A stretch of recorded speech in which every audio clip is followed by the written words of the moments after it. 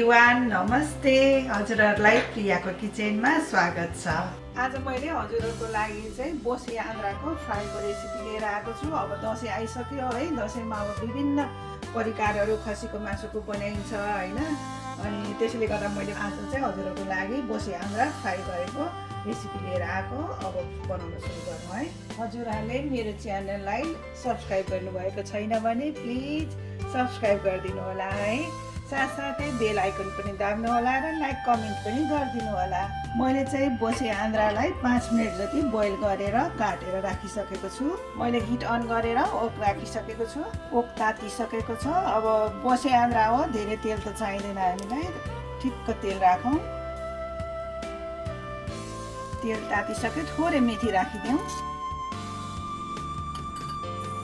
अब लसुन राखौँ। मैले लसुन चाहिँ यो बोक्रा नताछिकन यो झार्न लागिरहेको छु। यसरी राख्यो भने चाहिँ अब यो लसुन अझै स्ट्रङ स्मेल आउँछ, मिठो हुन्छ बोसे आन्द्रामा।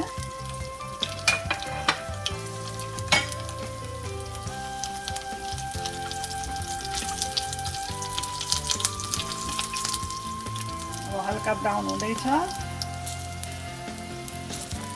अब बोसे आन्द्रा राखिदिउँ।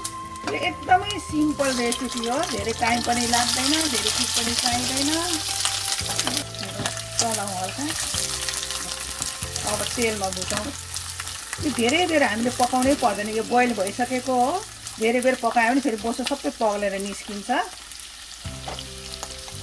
अब बेसार राखिदिउँ।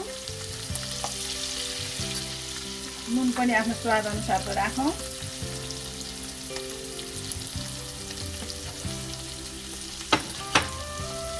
चलाउँ।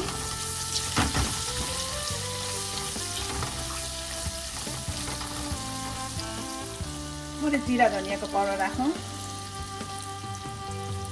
खोर्सानीको पाउडर राखौँ। थोरै चिली फ्लेक्स पनि राखिदिउँ।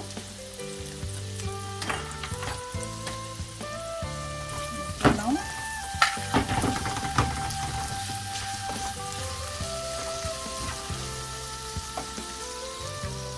मैले लसुनको पाउडर लिएको छु, यो पनि अलिकति राखिदिउँ। छैन भने नराखे पनि केही फरक पर्दैन। चलाउँ।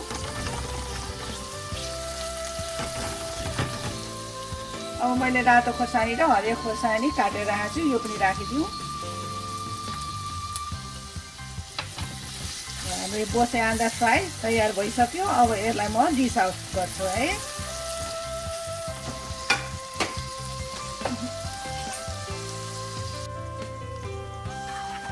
यसलाई धेरै बेर पकाइरहनु पर्दैन, यतिकै मिठो हुन्छ यो।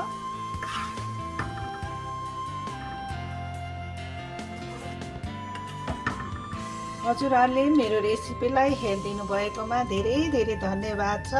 फेरि म यस्तै गरेर अर्को नयाँ रेसिपी लिएर आउनेछु। त्यतिन्जेलसम्मको लागि बाई।